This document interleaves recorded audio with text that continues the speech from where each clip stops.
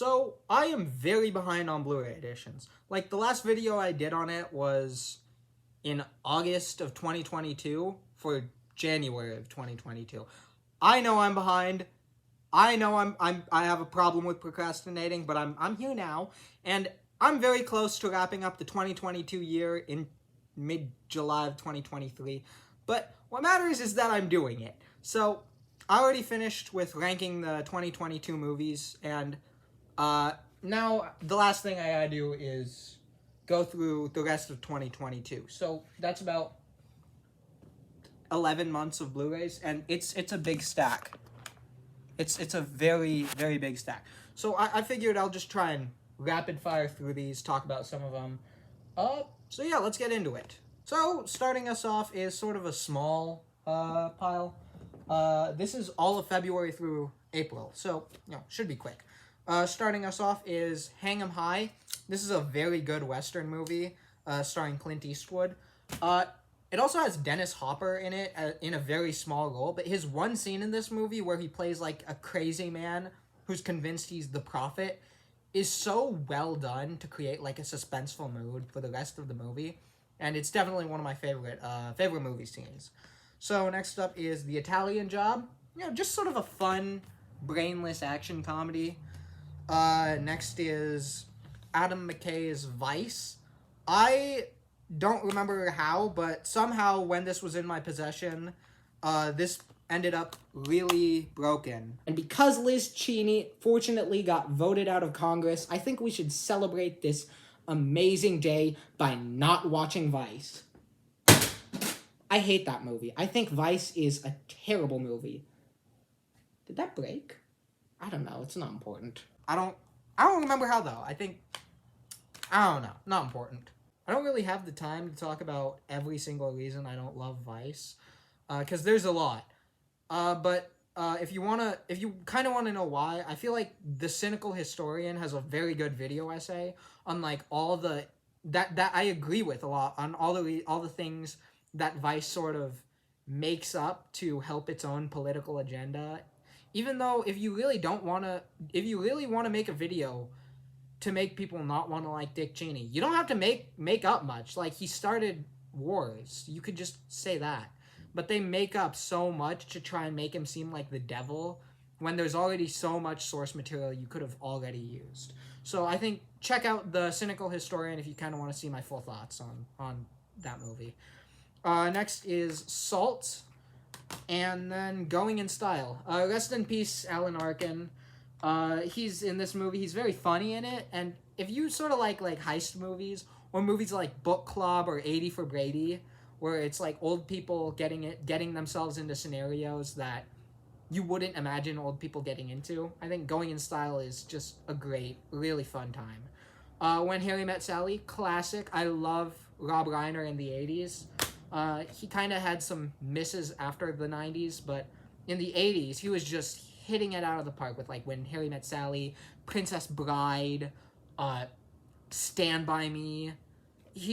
Misery. He's just a very underrated 80s director.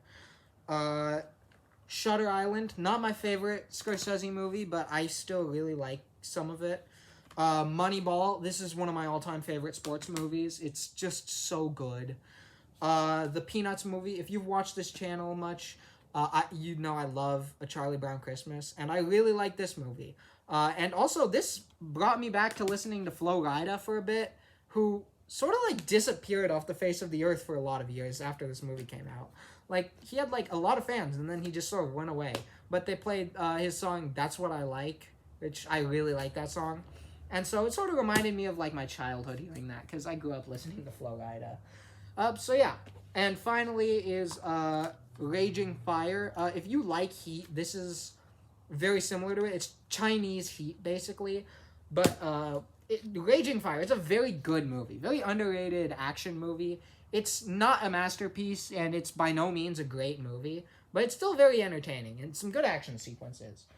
So then we move on to an actual big pile. May. So, starting us off is two Nicolas Cage movies, Face Off and Snake Eyes. I have seen Face Off, I have not seen Snake Eyes, but I really like Face Off. Next is the first 3 Scream movies. I really like the first 3 Scream movies. 2, not as much. 1 is just a classic, and 3 is really fun. Nobody. I feel like this movie tried too hard to be John Wick, but I liked it for what it was. It's a kind of okay movie. Next is Every Which Way But Loose and Any Which Way You Can. 2 very fun sort of road trip action movies. Like, there's a lot of them. I'm going to talk about another one of them later. But, you know, Every Which Way But Loose, it's not a masterpiece or a good movie, but it's fun. It has a monkey flipping a guy off. Next is Next. I would not like this movie if Nicolas Cage wasn't the main star. Because this movie's so dumb, so stupid. The ending is just, I actually said, what the HE double hockey sticks, was that really the end? Because it's such a dumb ending. But it works because Nicolas Cage just makes dumb B-movies work. And, you know, for that, you gotta commend him. Next is Predators. And then The Usual Suspects. Fantastic crime movie. Love The Usual Suspects. Love Kevin Spacey's acting career. And then Memento. A great Christopher Nolan movie. I have a feeling, if you watch the trailers for the new Oppenheimer movie, also directed by Christopher Nolan, you can kind of see Christopher Nolan interchangeably uses black and white and color. And I feel like he's going to do a similar technique that he did in Memento, where it goes color, sort of like Memento plus The Prestige, where color scenes are like the past, black and white scenes are the present, and that goes past, present, past, present, past, present for the entire movie until the past meets the present. So yeah, I'm excited for Oppenheimer, and I really like Memento.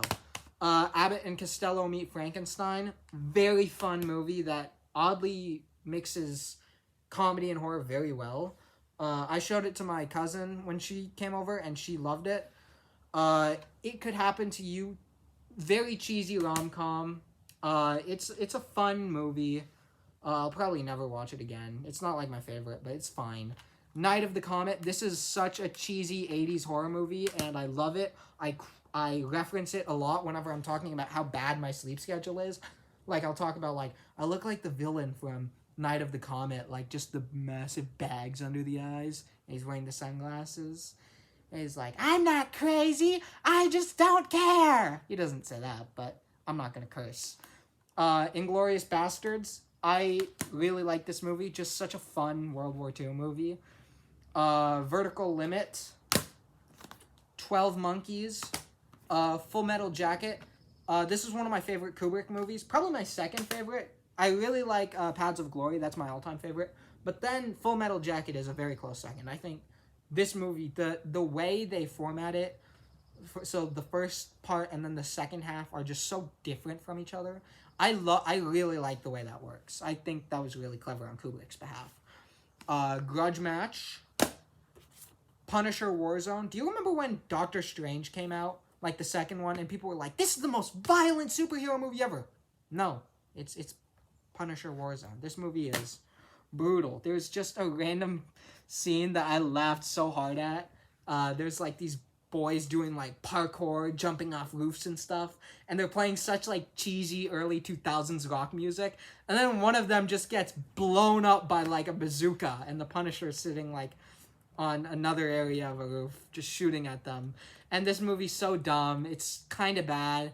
I think it has Newman from Seinfeld in it. Check it out. Super 8 would love to see this someday. Crazies. And Child's Play. This is before... Child's Play took place before the Chucky the Chucky franchise really realized they could have success as like comedy movies. And so this movie takes itself a bit seriously. But I'm kind of excited. Like, I hear Chucky 3 is when they start, like, sort of introducing, like, comedy to the mix. So, yeah. Dan in Real Life. Easily one of the most forgettable rom-coms ever. I don't really hold on to that movie that much. The Nice Guys. This is probably one of my favorite movies that I don't like telling people about. Like Boogie Nights, for example. I love The Nice Guys. But I don't tell people what it's about when I recommend it to them, because then they're going to be like, that's really weird. Like, I'm like, yeah, The Nice Guys, funniest movie ever. Ryan Gosling and Russell Crowe are so good. What's it about? Ryan Gosling and Russell Crowe are so good in it together. And I'm not going to tell you what it's about. Don't even look it up. Just go watch The Nice Guys. It doesn't matter if you're 6 or 60, 9 or 90. Watch The Nice Guys. Philomena, do not like this movie at all. I thought it was incredibly boring, incredibly uninteresting, and I do not recommend it. And Then Remember Me. And that's all for May of 2022. So moving on to June is a classic, Jurassic Park. Love this movie. We'll watch it. I will watch this movie all the time. It's amazing. No Time to Die. I really like the way they handled giving James Bond a farewell in this movie. Like, because Daniel Craig was the James Bond I grew up with. And so I just loved him. I love his movies. I love most of his movies. And No Time to Die just perfectly sends off the character.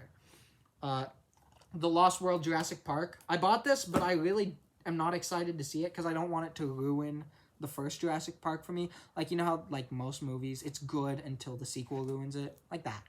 Murder on the Orient Express. I expect it's going to be, like, sort of a Knives Out sort of deal. Alita Battle Angel. And Get Out. Very good horror movie. I'm starting to really like Jordan Peele. I like Nope a bit better than Get Out. Like, that's my all-time favorite Jordan Peele movie. But I like Get Out, too. The Mark of Zorro. I would love to see this someday. I really am... I think Tyrone Power is going to do good. Why am I saying it like it's a new thing? I don't know. I'll see this movie one day. Big Hero 6. I wish Disney made movies as good as this. Now they're sort of just directing bad movies. The Batman. If you saw my last video, you'd know this is one of my favorite movies of 2022. I think it's the second best Batman movie ever because nothing beats The Dark Knight, though. Notting Hill, Christmas in Connecticut, and probably my favorite movie that's so anti-American, A Fish Called Wanda. Like, there are two amazing comedies that are so good because of how much they hate on America. There's A Fish Called Wanda, which sort of makes fun of America through Kevin Kline's amazing Oscar-winning portrayal of this guy Otto, who's just sort of like vulgar, selfish. Like, he's sort of the epitome of how British people view Americans. And the other amazing, great anti-American comedy is Four Lions, which is a movie about 4 terrorists who are just so stupid that you can't help but root for them to just like, come on, you'll get this, you can do it. And it's such a funny movie. So next, moving on to July, is Warm Bodies. I read the book of this, and I thought it was one of the funniest books ever. And the movie just did not live up to that at all. Like, it was just so, like, not funny. And the book is so good at, like, deadpan humor. And you would expect that from the movie adaptation, to try and capture the similar element. But they tried a completely different thing. Like, they tried to make it more into, like, a rom-com without deadpan humor. Like, they tried to put emotion into the humor. And that just doesn't work for the movie. For a movie about zombies, it doesn't work. Next is Dementia 13. Weird horror movie, directed by a kind of unknown director, but I'm a huge fan of him. Francis Ford Coppola. He directed, like, The Outsiders, Rumblefish, some other, unknown stuff like Apocalypse Now, the Godfather movies. This is said to be Francis Ford Coppola's first movie. Francis Ford Coppola's actual first movie was a porno, but I can see why people would pretend like Dementia 13 was his first. If I had it my way, I would pretend like The Godfather was his first. But Dementia 13 is not that great of a horror movie, to be honest. It's not fantastic. The first 3 Smokey and the Bandit movies. This is the other classic buddy road trip action movie I was talking about. Smokey and the Bandit, just so funny. And so, like, good with action. Minions, stupid movie. Really stupid, but I'll watch it religiously. Las Vegas, never seen this movie before, but I saw it had Michael Douglas, Robert De Niro, and Morgan Freeman. Is Kevin Kline in here? If Kevin Kline's in here, I might actually watch this. Next is Independence Day. I was going to watch this on the 4th of July, and instead I watched Patton. I think I made a good choice, because I really liked Patton. Hell or High Water. I love neo-western movies. That's sort of like weird genre of neo-western, like Logan, Hell or High Water. There's another, No Country for Old Men. They're so good. Nick and Nora's Infinite Playlist, by far one of the most mediocre rom-coms I've ever seen in my life to star such a good actor like Michael Cera. And I know it's weird to call Michael Cera a good actor, but he is. But Nick and Nora's Infinite Playlist, it's supposed to be like a movie that's like a tribute to music. But it's so like not musical. Like the soundtrack is barely there. There's like a weird amount of like gay jokes, which were funny, but like that's all this movie. A movie about music should not have gay jokes going for them. Next is Gifted. I watched this when I was a kid, and I really liked it. And I thought I should revisit it because I realized a lot of the movies I liked as a kid are not that good. Glenn Ross. This is it's written by David Mamet, and I really want to start getting into him. The Ides of March. Very good political drama. And if you watch my last video, you'll know this is my favorite movie of 2022. The Unbearable Weight of Massive Talent. It is by no means a perfect movie, but this movie this speaks for everything about who I am as a person and what I believe, what I find funny. This movie is me.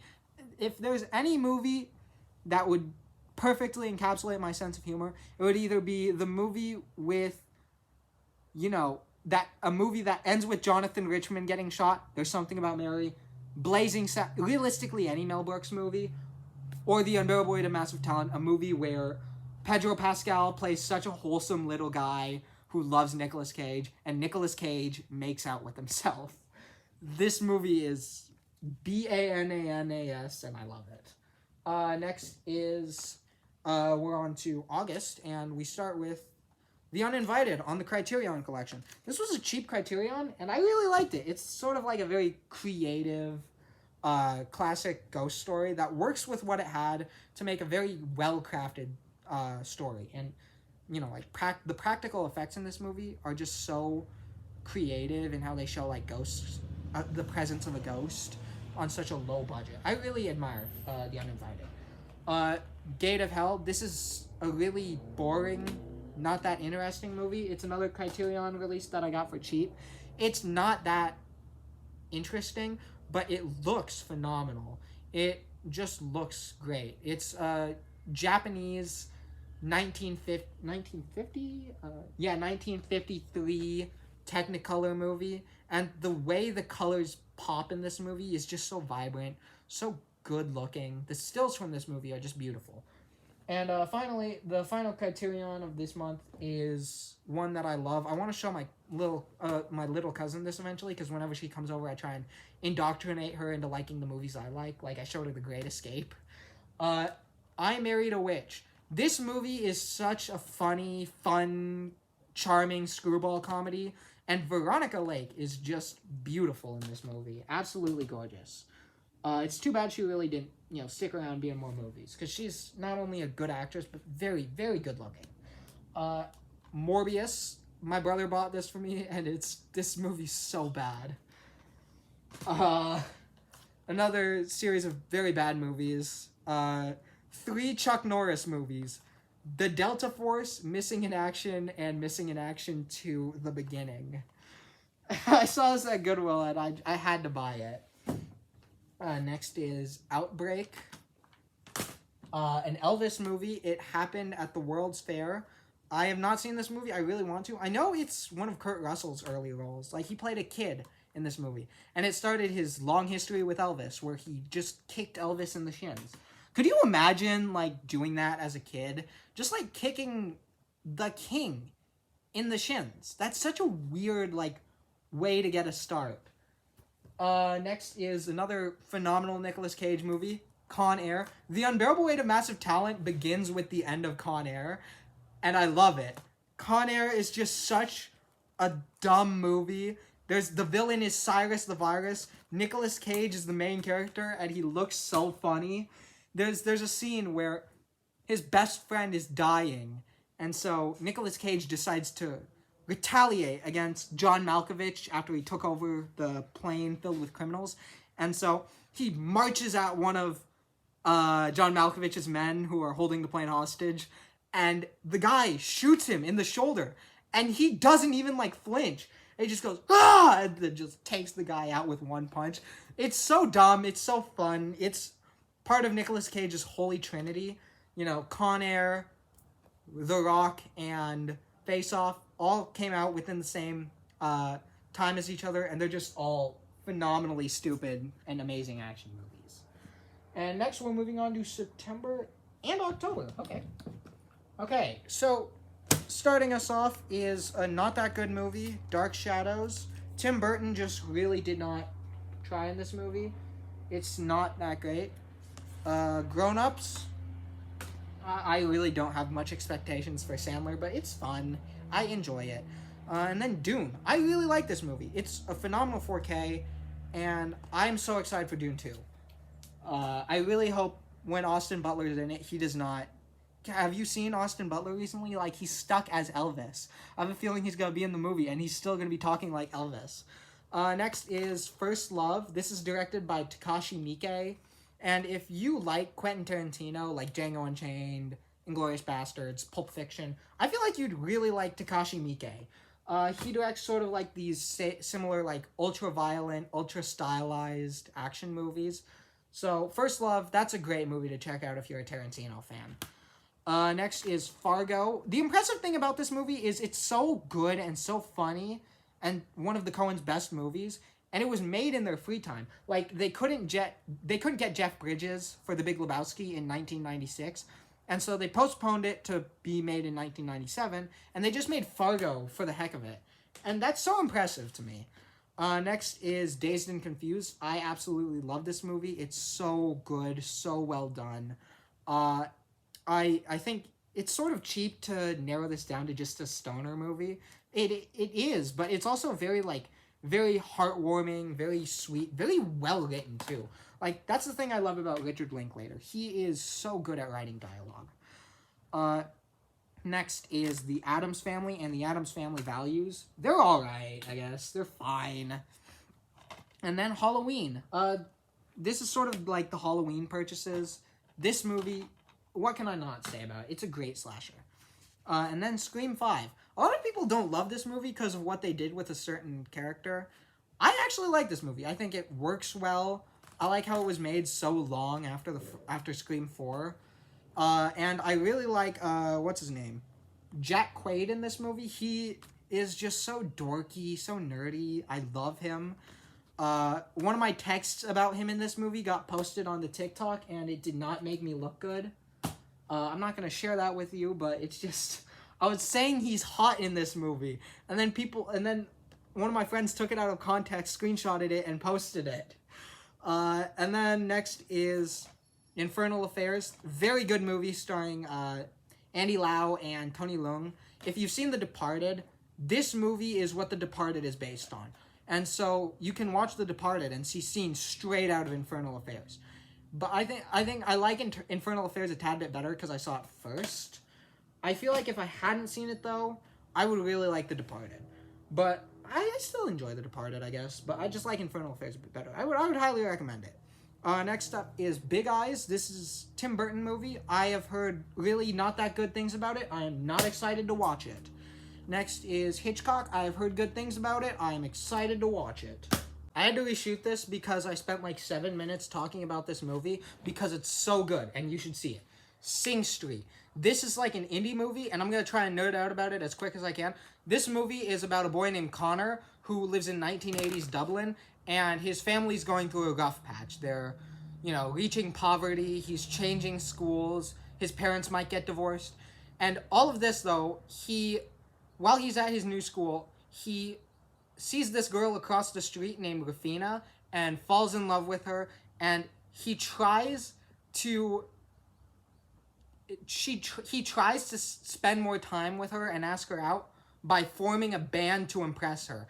And this movie is so cute. I had a smile on my face the whole time. It's an amazing rom-com, and the soundtrack for it is like sort of rock songs in the style of other very popular 80s songs, and they're all so good. My favorite is a song called Brown Shoes. That's one of my favorite songs.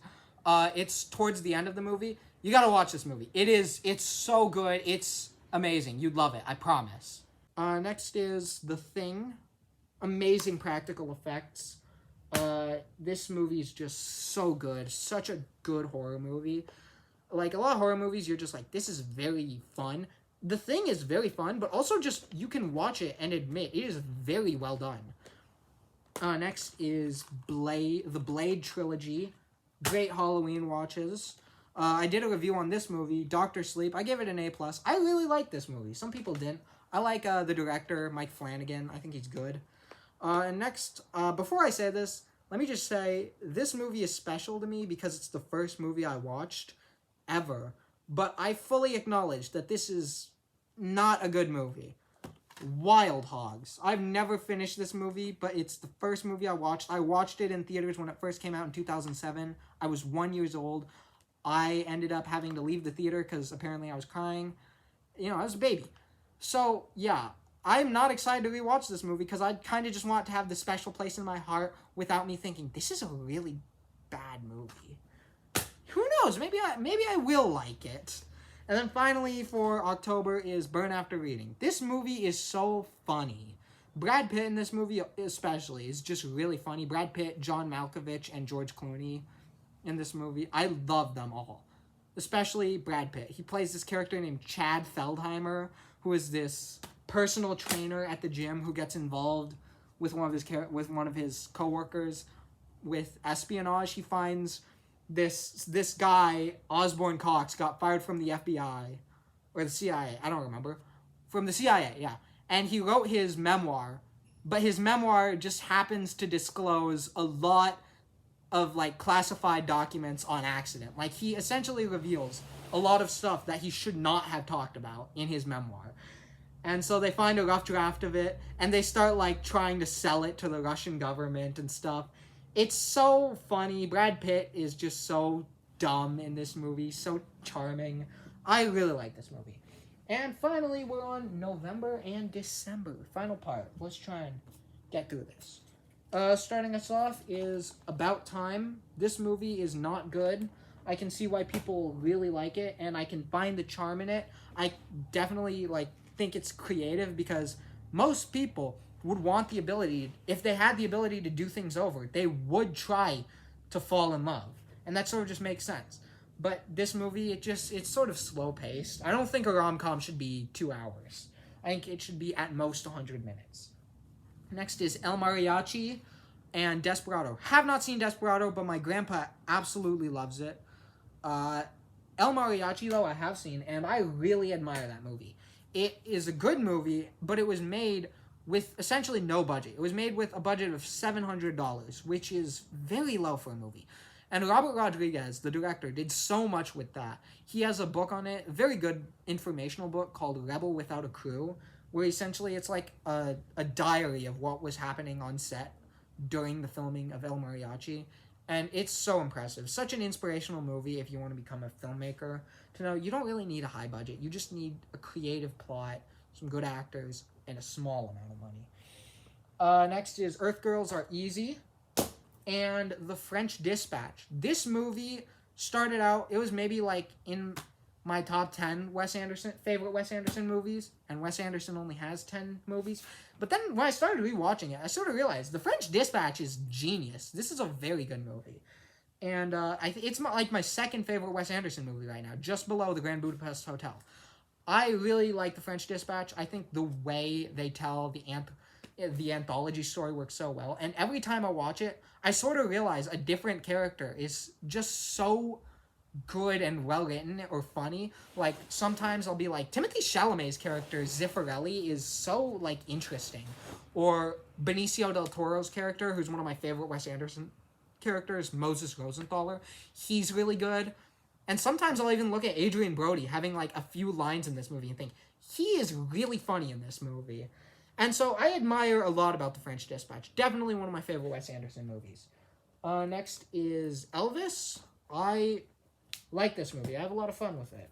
And then The Black Phone. I talked about this movie a while ago. I like The Black Phone. Very fun, sort of, kids on bikes, 80s movie sort of feel. Ghostbusters Afterlife. I like this movie better than Ghostbusters 2, meaning I like it the second most out of all the Ghostbusters movies. Obviously, the first is just perfect, but Ghostbusters Afterlife, I like this movie. I think it's a fun time. And then King Richard. I will see this movie one day. And I don't want to brag or anything, but I just so happen to be the worst player on my school's tennis team, so I guess I know what they're talking about. And then is three DVDs that one of my friends got me for my birthday, and that was really kind of her. I don't think she's watching, but if she is, thank you. That was really nice of you. She got me Fiddler on the Roof, which I really liked, Goonies, which I really love, and I love Ke Huy Quan. You know, I always try and watch his movies. He's just he seems like such a sweet guy. And The Sandlot, I also really like this movie. Thank you to her. That was really nice. And then actually another friend got me movies. She got me Spaceballs. I said earlier Mel Brooks just perfectly encapsulates my sense of humor. And, you know, that Spaceballs definitely is my sense of humor as a movie. So that was really nice of her. Thank you, too. And then is Everything Ever All at Once. My grandma... A few of these movies, these next 4 movies, my grandma got me. So thank you, Grandma. That was really nice of you. I appreciate that. And I hope that doesn't sound disingenuous. Thank you. Everything Ever All at Once. This is one of my favorite movies. It's so good. It's so well crafted with essentially like inexperienced people. They spent like several years trying to work out the technical aspect of this movie, and that's so interesting to me. My Big Fat Greek Wedding. I heard there was a My Big Fat Greek Wedding 3 coming out, and my first reaction to that was, there's a Big Fat Greek Wedding 2? Yeah, I don't know. My Big Fat Greek Wedding is a fun movie, though. Then is Moonstruck. This is, like, my 3rd favorite Nicolas Cage movie of all time. Like, it goes, my all-time favorite, Unbearable Weight of Massive Talent, because it's everything you would have wanted. Pig, because it's an amazing movie, and then Moonstruck, because this is just a great rom-com. Nicolas Cage and Cher work so well together in this, and this movie is just so good. I really love this movie. I think it's actually like my 2nd favorite 80s movie, and for good reason. I really like this movie. I rewatch it a lot, and so, you know, this is also a Criterion release. The thing I'll advise you about Criterions, they're like $20 each. Get the ones that you either know you want to watch on like a TV rather than on your phone, and get ones that you know you're gonna rewatch. Like this is one I'm happy I own on Criterion because I will rewatch this movie over and over and over. This movie is just so good. Next is St. Vincent. The way I found out about this was actually through the movie Sing Street. I talked about that earlier.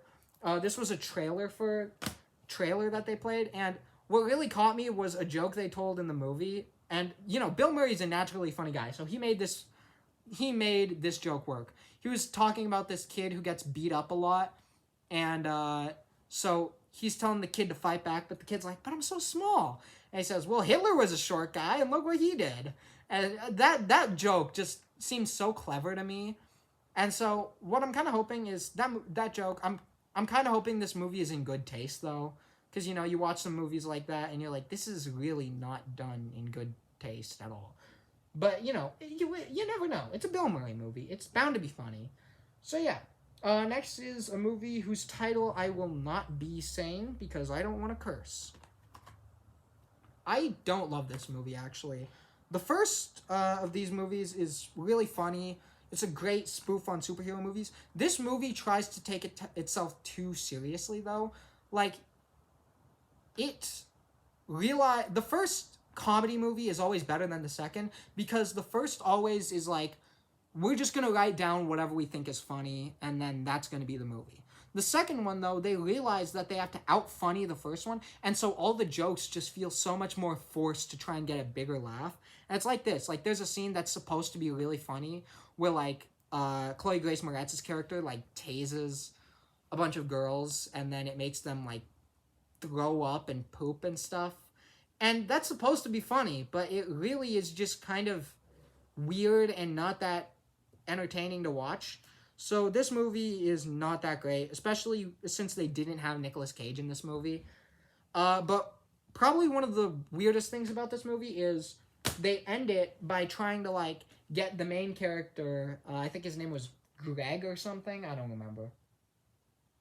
But, like, they try and get the main character, played by Aaron Taylor Johnson, and Chloe Grace Moretz's character, they kiss. And she's like, that was my first kiss. And it's supposed to be romantic and stuff. Aaron Taylor Johnson's character is, like, 6 years older than Chloe Grace Moretz's character. That is not okay. Like, how do I put it? If you were 8, there was a kid in my school who was, like, 18 and dating, like, I think 8th and 9th graders. That kid ended up having to move schools.